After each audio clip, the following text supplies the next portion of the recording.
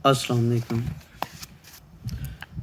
अच्छा, वो पहले दोनों पार्ट्स देखने के बाद जो सबसे ज़रूरी चीज़ है एक्टिव पैसिव को समझने के लिए, वो पहले तो हमने टेंस की पहचान करनी थी।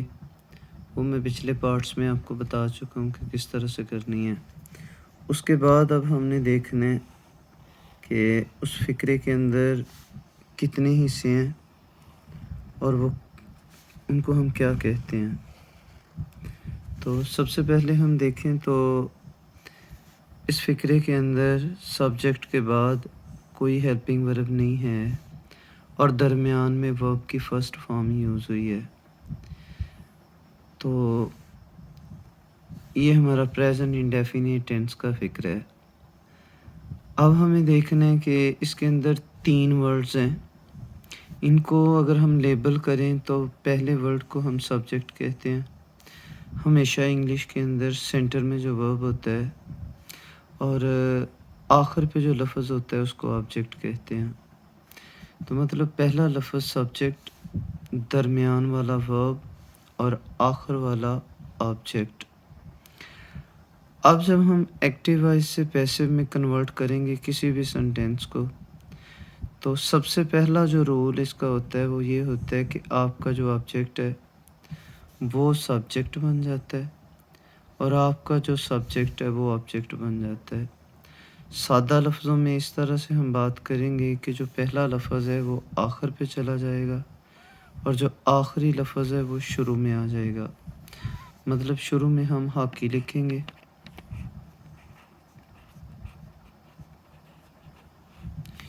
और जो शुरू में दे लिखा है इसको आखिर पे लिखेंगे तो देम बन जाएगा ये। तो ये पहला रूल है कि जो आपका सब्जेक्ट है वो ऑब्जेक्ट बन जाएगा और जो ऑब्जेक्ट है वो सब्जेक्ट बन जाएगा। मतलब दोनों को रिप्लेस कर देंगे, दोनों की जगह तब्दील कर देंगे। जब आप सब्जेक्ट और ऑब्जेक्ट को चेंज कर दें उसके बाद दूसरा काम ये करना है कि आपने हेल्पिंग वर्ब लगाना है। और ये मैं आपको पहले ही बता चुका हूँ कि अगर कोई हेल्पिंग वर्ब नहीं है एक्टिव के अंदर, तो जब आपने उसका पैसिव लिखना है और अगर सेंटर में दरमियान में वर्ब की फ़र्स्ट फॉर्म यूज़ हुई है, तो वो प्रेज़ेंट इंडेफ़िनिट टेंस है। और उसके अंदर आपने जो हेल्पिंग वर्ब यूज़ करनी है वो इज़, एम और आर में से कोई एक करना है अपने सब्जेक्ट को देख के। मतलब अगर यहाँ पे वाहद है तो इज़ आएगा, आई है तो एम आएगा, जमा है तो आर आ जाएगा। तो हाकी इज़। अब 2 रूल्स आप अप्लाई कर चुके हैं। पहला कि सब्जेक्ट को ऑब्जेक्ट में बदल चुके हैं और ऑब्जेक्ट सब्जेक्ट की जगह जा चुका है। दूसरा रूल ये है कि इन दोनों को बदलने के बाद आपने हेल्पिंग वर्ब लगाना है। अगर कोई हेल्पिंग वर्ब नहीं है एक्टिव के अंदर तो पैसिव के अंदर ही एम आर में से कोई एक लगाना है, हेल्पिंग वर्ब लगाना है सब्जेक्ट को देख के। उसके बाद सेंटर में जो भी आपको वर्ब दिया होगा उसकी पहली फॉर्म है तो फिर भी तीसरी फॉर्म लिख दें। आईएनजी वाली फॉर्म है तो फिर भी तीसरी फॉर्म लिख दें, मतलब कंटिन्यूस फॉर्म है तो। और अगर ऑलरेडी तीसरी फॉर्म है तो फिर उसको नहीं चेंज करना, वो वैसे ही नीचे लिख देनी है जैसे ऊपर लिखी हुई है। तो यहाँ चूँकि फ़र्स्ट फॉर्म यूज़ हुई है तो आप उसकी जगह थर्ड फॉर्म लिख देंगे और थर्ड फॉर्म के बाद हर एक्टिव का जो फ़िक्र है जब आपने उसको पैसिव में करना है तो आपने बाय लगा देना है। तो इस तरह से आपका एक्टिव का जो फ़िक्र है वो पैसिव का फ़िक्रा बन जाएगा। आगे नेक्स्ट टेंस की बात करें तो अगर इस फ़िक्रे की आपको समझ आ गई है तो मज़ीद आपको कोई मुश्किल पेश नहीं आएगी। नेक्स्ट आपने जस्ट हेल्पिंग वर्ब चेंज करना है और कोई काम नहीं। जब भी कोई फ़िक्रा आए तो सबसे पहले देखना है उसको लेबल करके कि ये जो पहला लफ़्ज़ है ये क्या है, आपका काम करने वाला सब्जेक्ट, ये आपका हेल्पिंग वर्ब है आर, ये प्लेइंग आपका मेन वर्ब है और हॉकी आपका ऑब्जेक्ट है। अब हम रूल्स की बात करें तो मैं ऑलरेडी आपको बता चुका हूँ कि एक्टिव से पैसिव में जब भी फ़िक्रे को कन्वर्ट करना है तो आपका जो ऑब्जेक्ट है वो सब्जेक्ट बन जाएगा।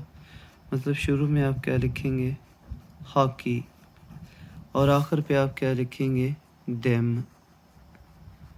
तो ये पहला रूल है जब भी आपने एक्टिव से पैसिव के अंदर किसी भी फ़िक्रे को कन्वर्ट करना है। उसके बाद दूसरा जो असूल है वो हेल्पिंग वर्ब लगाने का है। मैं ऑलरेडी आपको बता चुका हूँ कि जो कंटिन्यूअस टेंस के फ़िक्रे हैं ना, उनमें हेल्पिंग वर्ब चेंज नहीं करना। जो भी हेल्पिंग वर्ब दिया है उसको वैसे ही रहने देना है।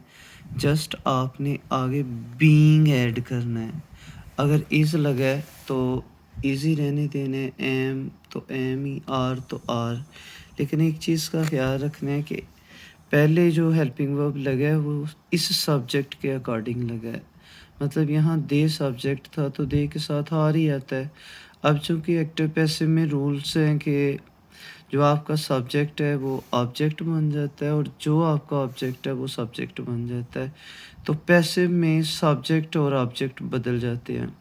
तो अब चूँकि यहाँ ऑब्जेक्ट हॉकी है, ऊपर एक्टिव में दे था, दे के साथ आर आता है, जबकि हॉकी के साथ आर नहीं लगा सकते हम।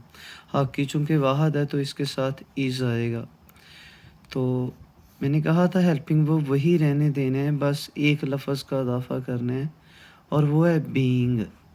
कोई भी कंटीन्यूअस टेंस आए तो उसमें जो हेल्पिंग वर्ब है वो वही रहेगा, बस बीइंग जो लफ़्ज़ है उसको आप ऐड करेंगे और बाकी वैसे का वैसे ही रहना है। और मैंने आपको कहा है कि जो भी आपकी वर्ब की फ़ॉर्म होगी ना, चाहे वो फर्स्ट फ़ॉर्म हो, चाहे वो कंटीन्यूअस फ़ॉर्म हो, चाहे वो थर्ड फ़ॉर्म हो, तो उसको आपने थर्ड फ़ॉर्म में बदलना है।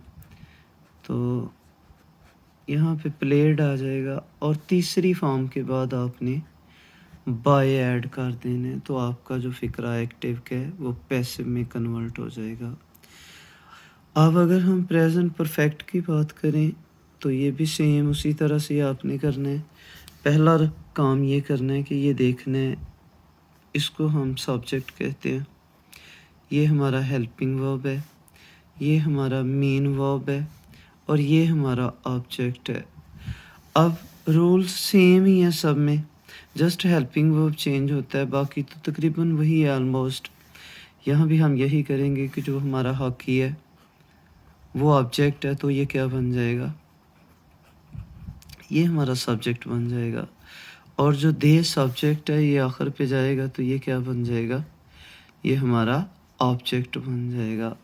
तो ये पहला रूल है हर फ़िक्रे के अंदर कि जो भी आपका सब्जेक्ट है वो ऑब्जेक्ट की जगह चला जाएगा और जो भी आपका ऑब्जेक्ट है वो सब्जेक्ट की जगह आ जाएगा।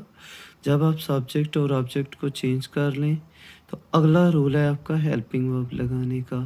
मैंने आपको बताया था कि जब भी किसी सेंटेंस के अंदर हैज़ या have as a helping verb के तौर पे इस्तेमाल हों तो उनको चेंज नहीं करना, वही रहने देना है। बस आपने उसके आगे बीन ऐड कर देना है। मतलब कंटिन्यूअस के अंदर आपने बीइंग लगाना है, जबकि परफेक्ट के अंदर जब हैज़ और हैव आए तो फिर आपने उसके साथ बीइंग लगा देना है। तो पहले हमारा सब्जेक्ट दे था, तो दे के साथ हेल्पिंग वर्ब हैव आता है। अब चूँकि पैसिव में हम सब्जेक्ट और ऑब्जेक्ट को बदल देते हैं, तो अब हमारा सब्जेक्ट हॉकी आ गया है। तो हॉकी के साथ हैव तो नहीं आ सकता, ज़ाहिर है ये वाहद है तो हैज़ आ जाएगा और बीन हम इसके साथ ऐड कर देंगे। ये आसान इसलिए होते हैं परफेक्ट के पैसिव कि इसमें फॉर्म ऑफ वर्ब नहीं चेंज की जाती। जब भी हैज़ हैव आएगा तो वर्ब की फॉर्म नहीं बदलनी, वो जो ऊपर लिखी हुई है उसी को आप नीचे शिफ्ट कर दें तो ये वैसे ही रहेगी। और तीसरी फॉर्म के बाद मैंने पैसिव वॉइस में आपको कहा था कि आप बाय लगा देंगे तो आपका फ़िक्रा एक्टिव से पैसिव में कन्वर्ट हो जाएगा। तो ये सारे प्रेज़ेंट टेंस के थे। आपको पता है प्रेज़ेंट परफेक्ट कंटीन्यूअस के पैसिव वॉइस नहीं होते। तो लिहाज़ा दोबारा मैं रिपीट कर देता हूँ। सबसे पहले आपने फ़िक्रे को लेबल करना है, ये सब्जेक्ट है, यहाँ पे कोई हेल्पिंग वर्ब नहीं, सेंटर पे फर्स्ट फॉर्म ऑफ वर्ब है और ये आखिर पे ऑब्जेक्ट है। ये प्रेज़ेंट इंडेफिनिट टेंस है।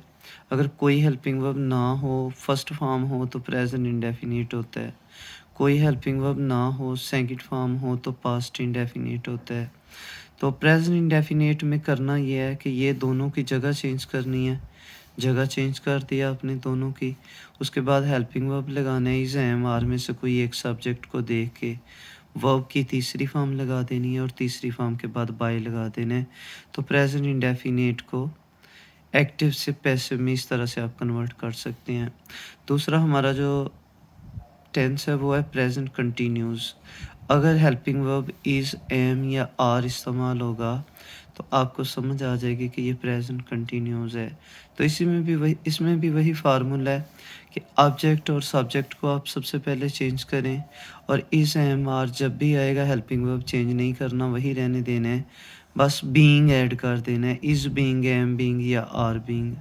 तीसरी फॉर्म लगा देनी है, उसके बाद बाय लगा देंगे तो आपका एक्टिव से पैसिव में कन्वर्ट हो जाएगा प्रेज़ेंट कंटीन्यूअस का फ़िक्रा।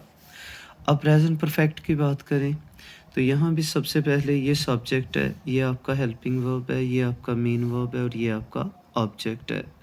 तो इनको जब हम एक्टिव से पैसिव में कन्वर्ट करेंगे तो पहला रूल सबके लिए सेम है कि जो आपका सब्जेक्ट है वो आपका ऑब्जेक्ट बन जाएगा और जो आपका ऑब्जेक्ट है वो आपका सब्जेक्ट बन जाएगा। तो सबसे पहले ये करना है, उसके बाद जब भी हैज़ या हैव किसी भी सेंटेंस में आए तो उसको चेंज नहीं करना, आपने वही रहने देना है। बस देखना है कि सब्जेक्ट क्या है और सब्जेक्ट के साथ क्या हैज़ आएगा या हैव आएगा। तो चूँकि पहले दे था तो दे के साथ हैव आता है, अब यहाँ हॉकी है तो हॉकी के साथ हैज़ आता है। एक लफ़्ज़ का इज़ाफ़ा किया बीन का, इसमें फॉर्म ऑफ वर्ब नहीं चेंज करनी। जब भी पीछे हैज़ या हैव आए, जो ऊपर लिखी है वही नीचे लिख देनी है और उसके बाद बाय लिखेंगे तो आपका एक्टिव का फ़िक्रा पैसिव में कन्वर्ट हो जाएगा। तो ये हमारे प्रेज़ेंट टेंस के एक्टिव से पैसिव करने के तरीके थे। तो इसको गौर से देखें, अगर किसी को समझ नहीं आती तो रिपीट करके बार-बार देखें और फिर भी अगर कोई मसला है तो आप मुझे कमेंट में या क्लास में पूछ सकते हैं कि इसको किस तरह से करना है या क्या करना है। अपना ख़्याल रखिएगा। शुक्रिया। अल्लाह हाफ़िज़। अस्सलामु अलैकुम।